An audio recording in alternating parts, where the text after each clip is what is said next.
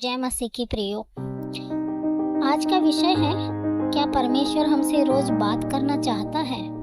यह सवाल बहुत गहरा और व्यक्तिगत है मेरे प्रियो। इसका जवाब सिर्फ हमारे ज्ञान के लिए नहीं बल्कि हमारे आत्मिक जीवन के लिए भी अत्यंत जरूरी है।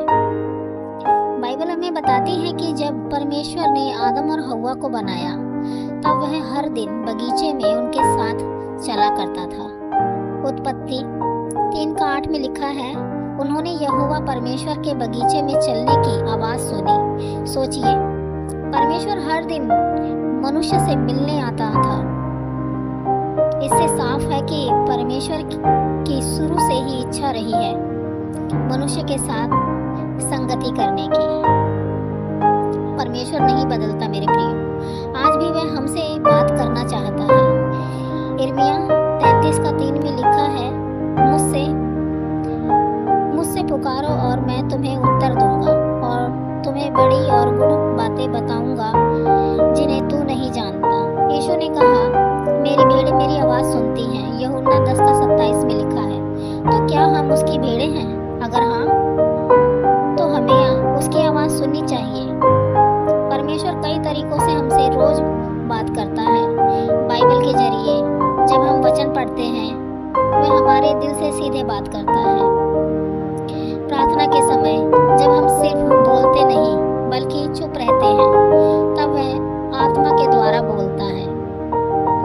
पवित्र आत्मा के माध्यम से हमारे भीतर एक आंतरिक आवाज शांति या चेतावनी के रूप में, परिस्थितियों और दूसरों के द्वारा, कई बार किसी की बात या जीवन की घटनाएं भी परमेश्वर का संदेश होती हैं।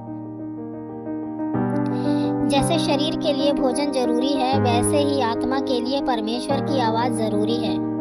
जब हम रोज उसकी सुनते हैं, निर्णय में मार्गदर्शन मिलता है, मन में शांति आती है, पाप से बचने की शक्ति मिलती है और परमेश्वर के साथ रिश्ता गहरा होता है। यीशु स्वयं हर दिन परमेश्वर से बातें करते थे।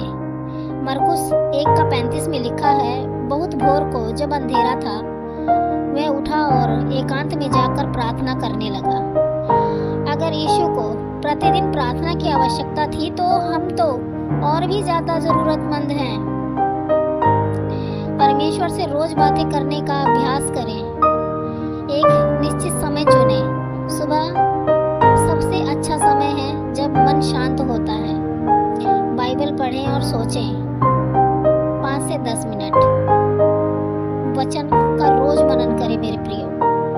प्रार्थना करें और सुने, सिर्फ मांगे नहीं, कुछ मिनट चुप भी रहें। आप एक डायरी बनाइए, जो बातें समझ आए उन्हें लिखें। ये परमेश्वर के जवाब हो सकते हैं। प्रिय भाइयों और बहनों, परमेश्वर हमसे सिर्फ रविवार को नहीं, हर दिन बात करना चाहता है। वह हमारे जीवन के व्यक्तिगत रूप से सक्रिय रहना चाहता है। वह हमारा मार्गदर्शक, मित्र, पिता और राजा है और वह हमें रोज बुलाता है। आज ही एक निर्णय लें, हर दिन परमेश्वर से बातचीत का समय अलग रखें। आपका जीवन बदल जाएगा। आइए एक साथ हम प्रार्थना करें। हे प्रिय पिता, धन्यवाद कि तू हमसे बातें करना चाहता है।